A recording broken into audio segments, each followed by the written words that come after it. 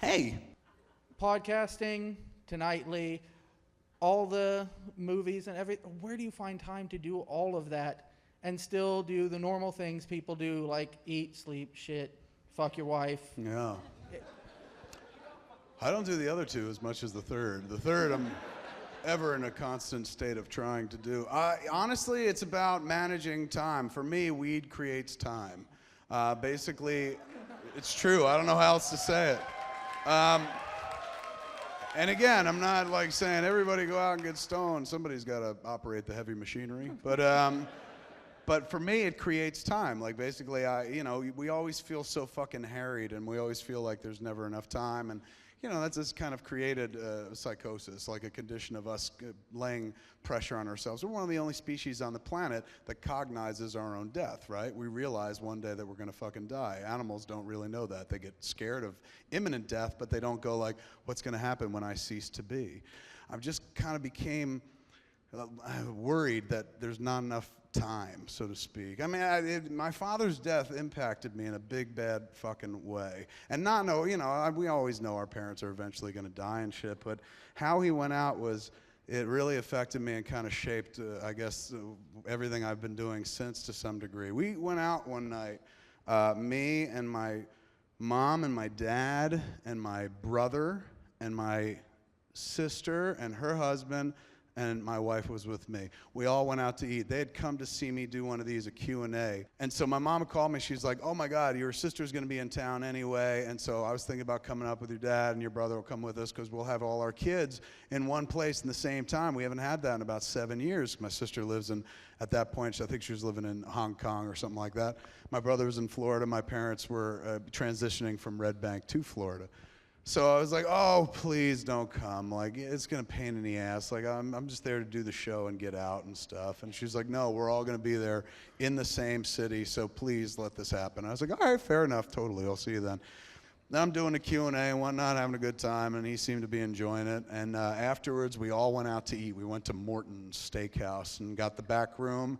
And it was wonderful. Just you could tell my parents loved it, particularly my old man, because there they were sitting with all their kids and their kids' loved ones, the people that they went on and built lives with and shit. And that does it for a parent, man, when you're like, oh my God, we've kept them alive, and healthy and happy, and they didn't break, and they went on to do their own kind of shit. And look at how everything's worked out for them. That really fucking does it for them, man. And you could tell they were just beaming with fucking pride. It's just it was a wonderful night. We were all sitting around trying to make each other laugh and shit. Just a great fucking time, just a really nice fucking time. And then I put Dad and Mom into a cab downstairs outside Morton's, kissed them on the head. I'll see you guys tomorrow. They went off to their hotel. I went off to my hotel with Jen, went to sleep. And then I got a phone call at like 5:30 in the morning.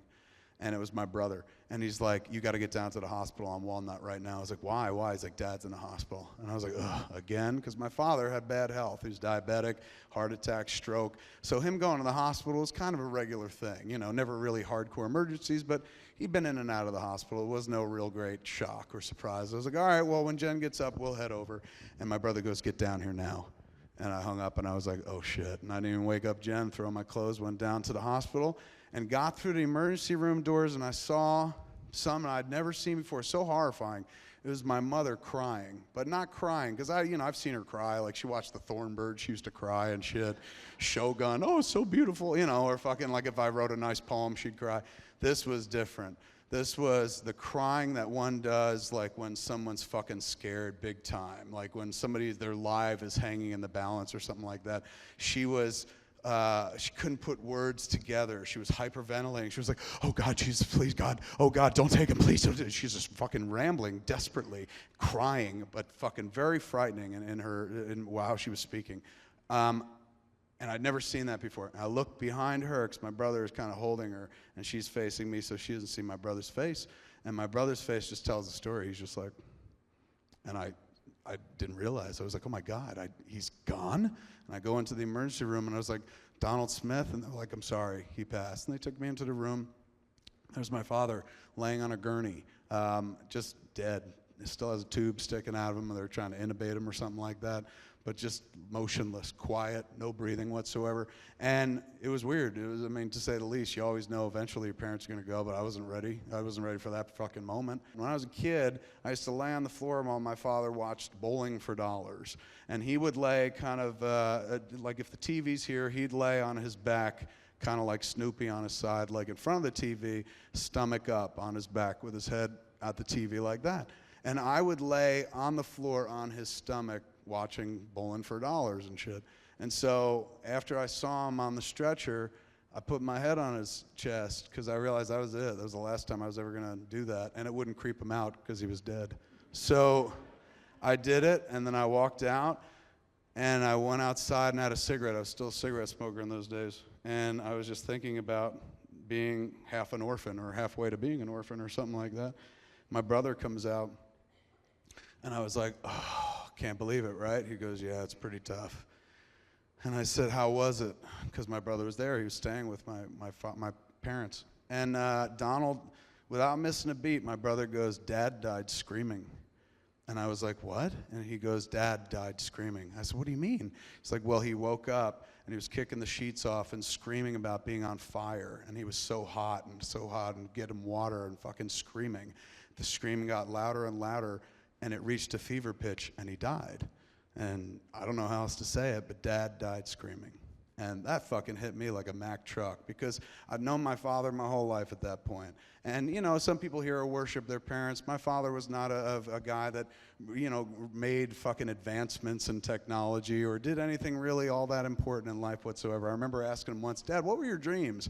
And he was just like, well, I just wanted to get married and have kids, so I guess it kind of happened. He was a good dude, and he worked at the post office his whole fucking life, you know, just to pay for the family that he had. He didn't necessarily like working for the post office or believe in the mail or something, but it was what he needed to do to pay for his fucking wife and his kids and stuff like that. This is a huge compliment that I always try to pay him. Some people take it the wrong way, but it's very important. He never fucked a child. That's important, you know. In this world, fucking a lot of people you hear about, you know, fucking, or just like, oh my God, I got molested by an adult and shit. My father had no interest in that kind of thing. Hung out with kids all the time, never once saw him like eyeballing children.